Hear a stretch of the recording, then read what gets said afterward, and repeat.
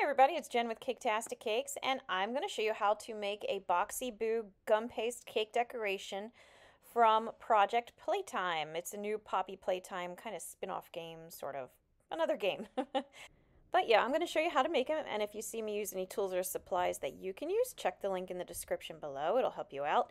And please consider liking and subscribing or subscribing either way, because that will help me out as well. We can help each other. All right, to make Boxy Boo, I started out with gum paste and I made a big blue square. You could use fondant if you want to. I don't care. I think it would work okay in this situation as long as you have something to firm it up, like some CMC powder. It should work fine.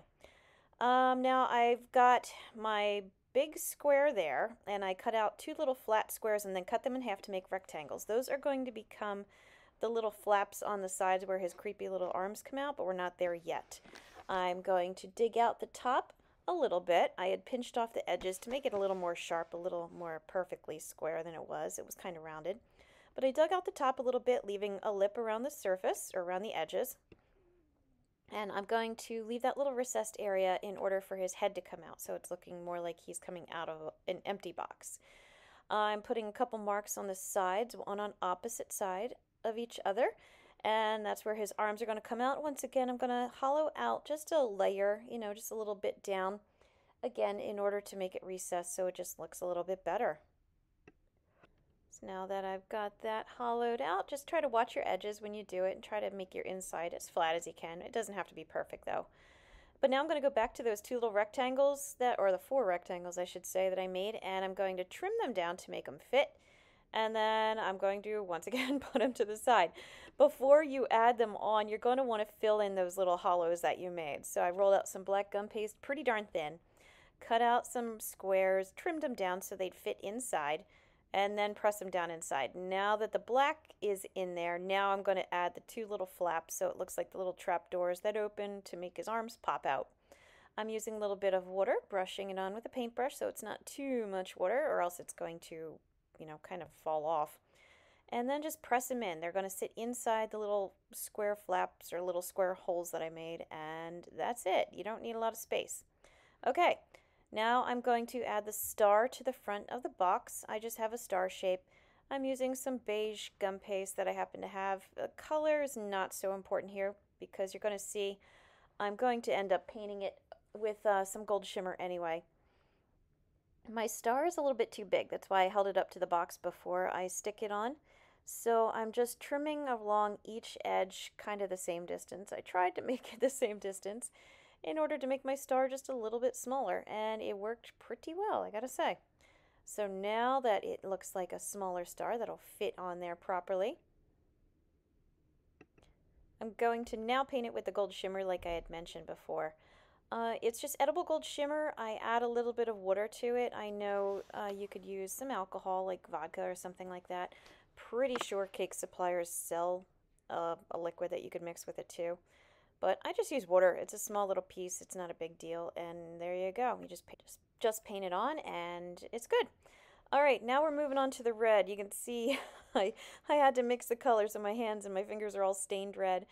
But I'm going to start by making his feet first. His feet are like rectangles that flare out wider at one end, and I know that shape has a name, and is it a rhombus? I'm not sure. It's been a long time since I had geometry, or geez, even in elementary school shapes. But you make two of those shapes, and I left them a little on the thicker side. Those are going to be his feet.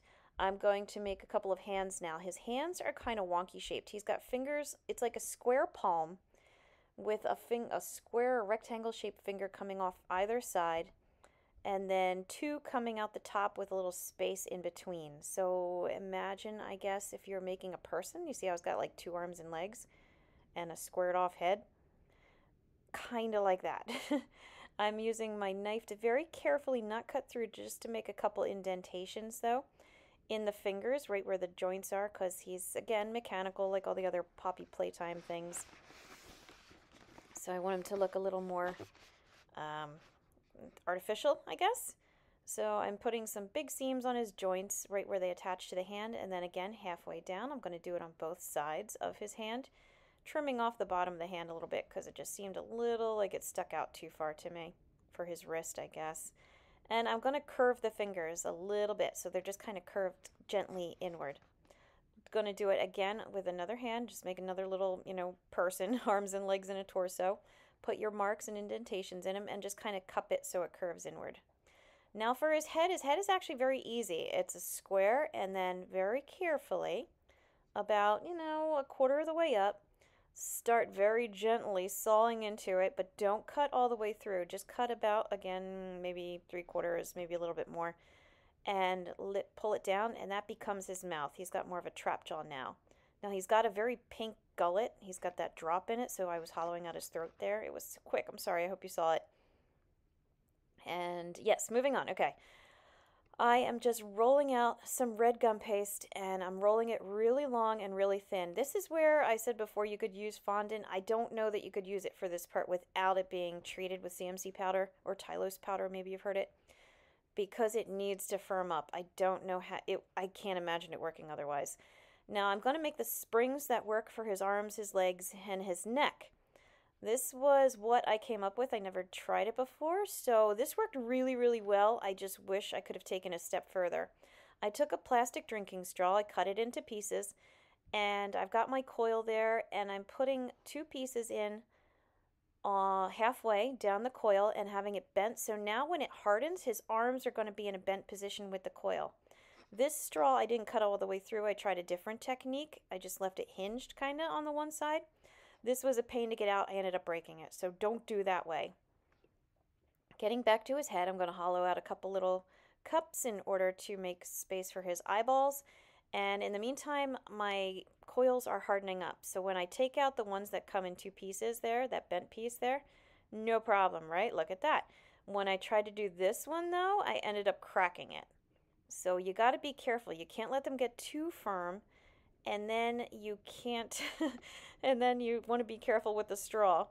This is where I went wrong. What I should have done, what I'm going to recommend you do, is take those lollipop sticks that you see me using and thread them through your straw while the coils are drying on it. So that way you'll just slip the straw out. It'll already be sitting on the lollipop stick, because the lollipop sticks are bent, but only in one direction. It's all one piece. It's not like the straw that was cut into 2 pieces to make the bend. So when I tried to force it through, I had let it sit. It got a little too dry, and they ended up cracking. So do better than me. In the meantime, as I'm talking over the entire video here, I've been adding claws. 3 claws to the feet. One, as you can see, very pointy, just a couple little cones, and then 1 for each finger. His mouth, I'm going to fill in with a piece of pink gum paste, just a flat pink piece. I'm going to set it in there carefully so you have a ridge of red around the outside, and make sure you shove it down into that gullet like I mentioned before. I'm going to fill in his eyes now with 2 little white balls of gum paste. His eyes are super basic, and then I'm going to put a little piece of black right on top, and his black part of his eyes really, really, really fill in the white a lot. Now to fill in his teeth, make them as long and as sharp as possible, and that's it. Now, getting back to my coils, yeah, this is where I ended up cracking one, and it was a pain in the butt because I tried. I'd never done this before. I was trying to figure out what would work. See right there. Got a little crack. We're going to pretend it didn't happen, though. This came out perfectly. So, I'm taking some red shimmer, and I am dusting the coils. If you look at pictures of Boxy Boo and the coils, you can see they're like a shiny metallic color. They're not just a flat base color like the rest of him. So that's why I'm adding a little shimmer and shine to his style here. Put it on the neck, put it on both his arms, and I only have that one tight coil there is going to be for his feet. I didn't know how well supporting his weight would be, so I'm going to kind of cheat on the feet. You'll see that soon. Now attaching the hands, you're going to put a little ball of gum paste on the back of the lollipop stick and just kind of sandwich the lollipop stick between the hand and the ball that you're using.